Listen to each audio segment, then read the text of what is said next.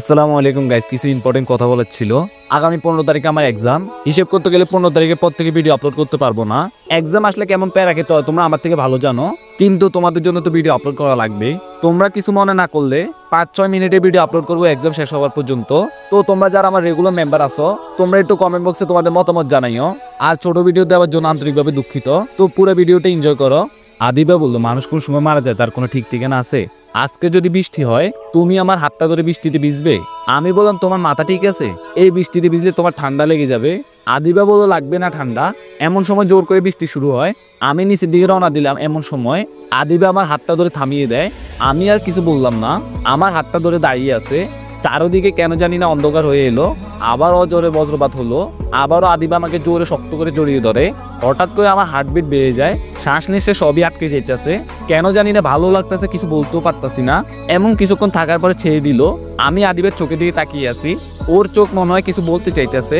চোখের ভিতর মনে হয় অনেক গভীর অজানা অনুভূতি, না বুঝতে পারা কষ্ট, আবার হারানোর ভয়। আমি নিজেকে ছাড়িয়ে নিতে চাইছিলাম কিন্তু পারলাম না। কোনো একটা অজানা নেশা আমাকে আসক্ত করে রাখছে। কত সময় পর্যন্ত ছিল তা বলতে পারবো না। রাত 3টার দিকে তানিশা আপু ছাদে এলো। এসেই দেখলো আমরা একজনের চোখের দিকে আরেকজনের তাকিয়ে আছি, কেউ কোনো কথা বলতাছি না। এমন সময় তানিশা আপু এসে আমার গালে থাপ্পড় মারলো। তানিশা আপু বললো, একটা মেয়ে সর্বনাশ করতে তোর গায়ে বাঁধলো না? আমি বললাম, কি সর্বনাশ করলাম রে আমি? আদিবা বললো, তানিশা তুই এখানে আসলি কেন? আর আলফি আমার সর্বনাশ করবে ভাই কেন? তানিশা আপু বললো, এখন কয়টা বাজে? খবর আছে তোদের? আদিবা বললো, কয়টা বা বাজে? 12টা-11টা বাজে হয়তো বা। তানিশা আপু বললো, এখন রাত 3টা। আমি বললাম, তুই আমাকে মারলি কেন? তানিশা আপু বললো, তুই আমার সাথে কোনো কথা বলবি না। আমি বললাম, তোর সাথে আমি কোনো কথা বলতে চাই না, তুই আমাকে মারলি কেন ওইটা বল। তানিশা আপু বললো, তুই তোর কাজের জন্য মার খেয়েছস।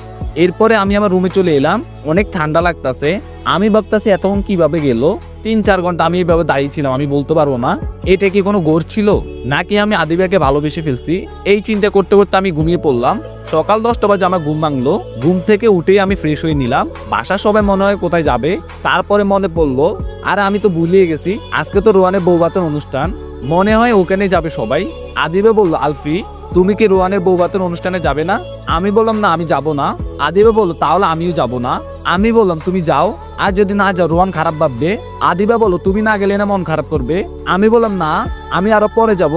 আদিবা বললো, তাহলে আমি তোমার সাথে যাব। এমন সময় মা বাবা তানিশা আপু বললো, আলফি আর আদিবা তোমরা তাড়াতাড়ি আসো। আমি বললাম, আমি একটু পরে যাব। আম্মু বললো, তোর ফাইজলামি বাদ দে, এখন চল। আমি বললাম, আমি তো যাওয়ার জন্য রেডি হই নাই। আম্মু বললো, তাহলে রেডি হয়ে চলে আসিস। আদিবা, চলো আমরা যাই। আদিবা আর কোনো কথা বললো না, আমার দিকে তাকিয়ে মায়ের সাথে চলে গেল। তারপরে আমি গোসল করে সাদা কালার একটা পাঞ্জাবি পরে চলে গেলাম। গিয়ে দেখি অনেক মানুষ এসে গেছে। এমন সময় একটা ছেলে আদিবার ওন্না ধরে টান দিল।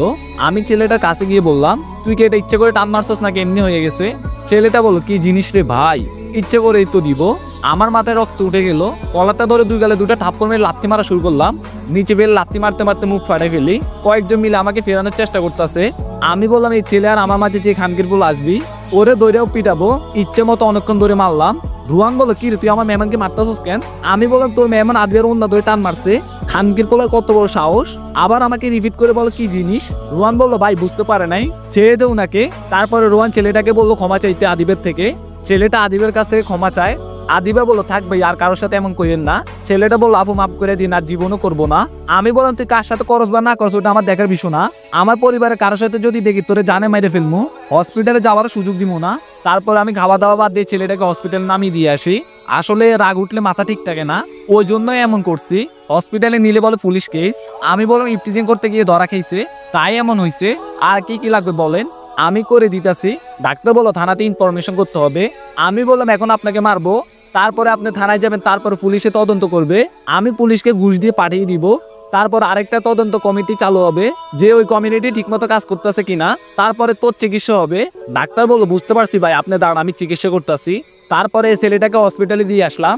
আসার সময় দেখি ছেলেটার মা এসে কান্না করতে আছে। তারপরে আমি বললাম, আমি আপনার ছেলেকে মারছি, পারলে ক্ষমা করে দিয়েন, আল্লাহর কাছে বিচার দিলাম, তুই আমার ছেলেটাকে মারছস যেন তোর সাথেও এমন হয়। আমি বললাম, আন্টি আপনি দাঁড়ান আমি আসতেছি। তারপরে আমি এক প্যাকেট রক্ত দিয়ে চলে গেলাম। রাতের বেলা বাসায় আসলাম, কেউ আমার সাথে কথা বলতেছে না, কারণ আজকে আমি বিয়ের বাড়িতে মারামারি করছি। আর আমি এটাও জানি আজকে আমার খাবার বন্ধ। কি আর করবো, না খেয়ে ঘুমিয়ে পড়লাম। রাতের 12টার দিকে আদিবা কল দিল। আদিবা বললো একটু ছাদে আসো। আমি বললাম কিসের জন্য? আদিবা বললো এমনি, তুমি আসো।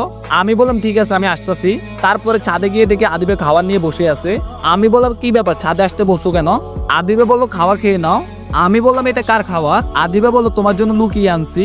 আমি বললাম আমার মাথায় হাত দিয়ে বলো তো এটা কার খাবার? এইবার আদিবা বললো রাতের বেলা খাবার কথা বলে রুমে নিয়ে আসলাম। আমি বললাম তুমি খাও, আমি খাবো না। আদিবা বললো তাহলে খাবারগুলো নিচে ফেলে দিই। আমি বললাম না তুমি খাও। আদিবা বললো যদি তুমি নিজের হাতে খাওয়াই দাও তবেই আমি খাবো। আমি বললাম পারবো না। আদিবা বললো আমি রাতে না খেয়ে থাকতে পারি না, এইভাবে থাকতে আমার অনেক কষ্ট হয়, তাই বলতাছি তুমি যদি নিজের হাতে খাওয়াই দাও। আমি বললাম তোমার হাতে কি হয়েছে? আদিবা বললো তুমি যদি নিজের হাতে খাওয়াই দিতে চাও তবে তুমি যাই বলবে তাই হবে। আমি বললাম তুমি সত্য বলতাছো?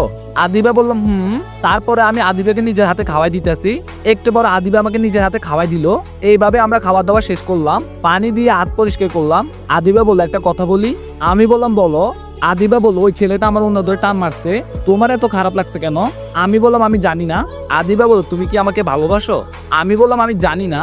আদিবা বললো আগামীকালকে আমি বাসায় চলে যাব, মা বাবা বলতেছে তারা 1 মাস না থেকে চলে আসবে, আমি হয়তো বা আগামীকালকে বিকেলেই চলে যাব। আর তুমি একটা কথা বলছিলে না বিয়ের আগে তোমার সাথে 1 রাত থাকতে, আজকে আমি তোমার সাথে 1 রাত থাকবো। আমি বললাম আদিবা তুমি ভুল ভাবতেছো। আদিবা বললো সত্য তো সত্যই। আমি বললাম আদিবা তুমি না একটু আগে বলছো আমি যা চাইবে তুমি তাই দিবা, আমি চাই যে তুমি সবসময় হাসি খুশি থাকো। আদিবা বললো আমিও চাই তুমি সবসময় আমার পাশে থাকো। তারপরে কিছুক্ষণ কথা বলে রুমে চলে গেলাম। তারপরে সকালবেলা ঘুম থেকে উঠে শুনি আর তার বাবা মা আর 1 সপ্তাহ পর তার বিয়ে ঠিক করছে। আমাদের বাসায় আদিবার বাবা মা আসছিল, আমি ওই সময় ঘুমিয়েছিলাম, তাই আমার সাথে ওনাদের দেখা হয় নাই। আফু বললো নে এবার তো তুই শান্তি পাইছস। আদিবা মেয়েটা যাওয়ার সময় অনেক কান্না করছিল, ওর মুখের দিকে আমি তাকাতেই পারি নাই, বারবার একই কথা বলছিল। আমি আমার ভালোবাসা মানুষকে বুঝাইতে পারি নাই আমি তাকে কতটা ভালোবাসি। আম্মু এসে বলল আদিবা আমাকে সবকিছু খুলে বলছিল, আর এই বিষয়টা তোর বাবাও জানে। আর আমরা ভেবেছিলাম তুই ওকে পছন্দ করবি, যেহেতু তুই পছন্দ করস না তাই আমরাও বারণ করে দিছি। বাবা বললো জীবনে তুই আসল ভালোবাসা হারাই ফেলছস, আর মাত্র 7 দিন পরে মেয়েটার বিয়ে। আমি আর কোনো কথা বলতে পারতাছি না, কারণ আমি নিজের অজান্তেই আদিবাকে ভালোবেসে ফেলছি, তা আমি নিজেও বলতে পারবো না। শুধু নিজের ইগোর কথা ভেবে কিচ্ছুটা বলতে পারি নাই। এমন সময় তানিশা আপু একটা চিঠি দিয়ে বলল, আমি চিঠিটা নিয়ে আমার রুমে চলে গেলাম। চিঠিটা খুলবো কি না ভাবতাছি, তা নিয়ে মনের মধ্যে একটা ভয় কাজ করতেছে, কি লিখে গেছে আদিবা। তাই বাসা থেকে বেরোয় নদী পাড়ে গিয়ে বসলাম। চিঠির মধ্যে লেখা আছে প্রিয় আলফি, সেই কবে থেকে তোমাকে আমি ভালোবাসি, যখন তোমাকে আমি বলি তখনই তুমি আমাকে বলছো তোমার সাথে 1 রাত থাকার জন্য, আমি তাতেও রাজি ছিলাম, তুমি তাতেও না করে দিছো। ওই দিন বৃষ্টির রাতের কথা মনে আছে তোমার? ওই দিন আমি তোমার চোখে ভালোবাসা দেখছিলাম, কিন্তু তুমি তা বুঝতে পারলা না। আমি বাবার কাছে বিয়ের জন্য কিছুদিন সময় চাইছিলাম, বাবা কিন্তু কিছুদিন সময় আমাকে দিয়েছিল, আমি তোমাকে আমার করে পাই নাই। 1 সপ্তাহ পরে বিয়ে আমার খালাতো ভাইয়ের সাথে। আমি জানি তুমি আমাকে বন্ধু বলে মানো, তুমি পারলে আমার বিয়ের সময় আইসো, তুমি আমার সামনে দাঁড়িয়ে থাকবে, আমি তোমার দিকে তাকিয়ে কবুল বলবো, আর মনকে এটা বলে সান্ত্বনা দিব। শেষমেশ তোমার দিকে তাকিয়ে তো কবুলটা বললাম। এইটি তোমার পথের কাটা আদিবা। আজকের গল্পটা এতটুকু ছিল। এই ভিডিওতে লাইক কমেন্ট করে দিয়ে তোমাদের মতামত জানাও। ধন্যবাদ সবাইকে, অন্য একটা ভিডিওতে দেখা হবে।